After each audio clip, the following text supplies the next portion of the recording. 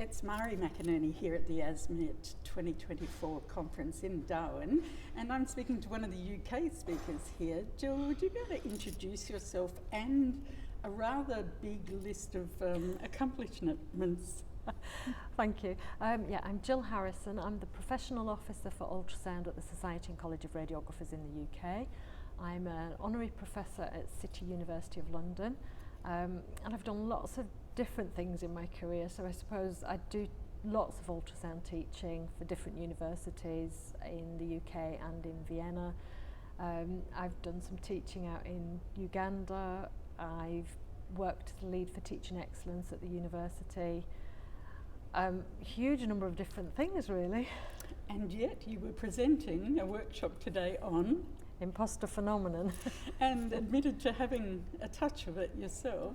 Yes, it's certainly been something that I've experienced a lot over the years, and I've noticed a lot of radiographers in particular that I've been working with have very similar feelings. So I've worked hard on my own imposter thoughts to try and work through that, and I now seem to be sharing that with other people to hopefully help going forwards for them. Now, when you said, does anybody here feel like an imposter, every hand went up, and yet you made the point too that a lot of people feel they're alone.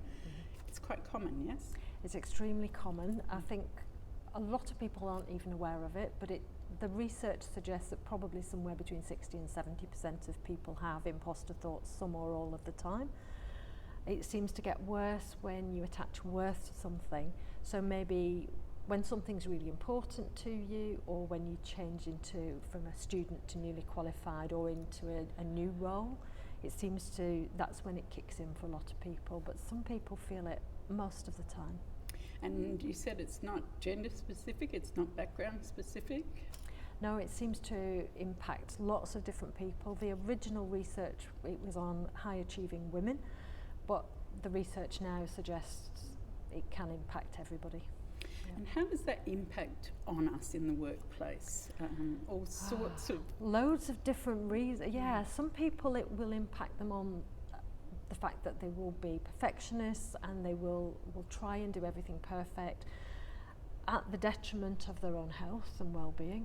Some people will be people-pleasing and say yes to everything, again, at the impact of their own health and well-being. It can impact managers who maybe have gone outside their comfort zone and they're working at a level that they don't feel confident at a identity level, so they feel like they'll be caught out at some point as being an imposter, which could lead to micromanaging, and that's important in a department because some people then find that hard to work with. There's self-sabotage, not applying for a job, not applying for a promotion, not answering an email maybe that says, would you like to come to a conference and talk on imposter phenomenon, that kind of thing. But there are strategies to address that, and you went through them, and there was an interesting slide you had about different stress phases that you can get into a safe place with it. Can you just talk through some of the strategies? Yeah, I think the first thing to do is actually breathing. And we know that breathing is really important for life, but actually it's really important when you're feeling anxious to just calm the nervous system down so that you can get out of fight, flight, freeze mode and into that part of your prefrontal cortex, the part of the brain that allows you to start to think. So once you've calmed that nervous system down, you're able to just go, oh, right, what's happening here? What am I thinking? What am I experiencing? So that's almost being mindful of where you are. So I think the first thing is breathing and then noticing what's happening. What thoughts am I having? And then, is that a really useful thought, or is there a better way of thinking this? So quite often it's just flipping from, I can't possibly do this, to what can I learn from this, or is there something I can do here, or is there something I've done before that suggests that actually it's safe to do this? Because the reason a lot of people have this fear of imposter, I'm not good enough, is because they're fearing failure or fearing not being good enough. But if we can work strategies out of how best to think through things and change that narrative to be safe, then we seem to be able to move forward. And tell me about actually being at this conference, and that's the medical radiation sciences professions. Is there a particular reason to present this here, or could you actually do a tour of all professional conferences? Is there something going on at the professional level? I think, I mean, I could go anywhere and do this. I think it resonates with a lot of people, but I think a lot of radiographers undersell their skills and abilities, and I do think, certainly from talking to lots of people, we're not good as a profession sometimes at going out there and shouting about what we can do and what we do and how good we are. And I really just want to empower radiographers and student radiographers and sonographers to go out there and say, actually, we are good enough.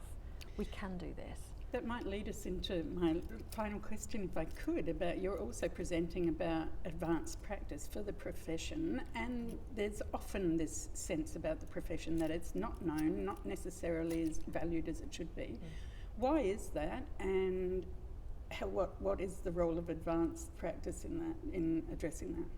Okay, so for me, advanced practice in the UK is about not just being an expert clinical practitioner, it's also being holistic in terms of research, education, audit and leadership.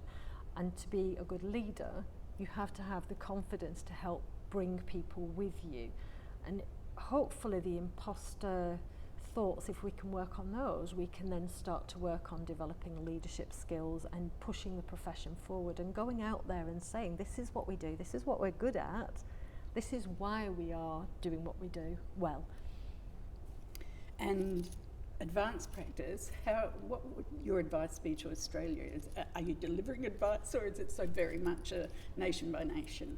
It varies across different countries. I don't know enough about ultrasound practice in Australia. I know that sonographers aren't allowed to report because of the legal system here. Hopefully that will change over time, because I know that Australian sonographers are absolutely excellent sonographers and are very capable of reporting when they come to work in the UK. They do that really well and very quickly. So I think there are huge amounts of talented radiographers and sonographers here, and if we just give them the confidence to be able to keep pushing those boundaries. And that's how we've got where we are with advanced and consultant practice in the UK. And I think we are pushing boundaries, but I think with more confidence, radiographers and sonographers will keep on doing that. I think you've beautifully tied those two presentations of yours. Is there anything else you'd like to say, or anything you're particularly looking forward to from here? Well, I'm just looking forward to actually networking with other people and seeing what else is going on, because I'm very UK focused in my role, and I've done lots of research about what happens in Europe and the wider European communities, but I'm not as familiar with what happens over this side of the world, so I'm hoping to learn a lot more while I'm here. Fantastic, Jill. Thank you very much. Thank you.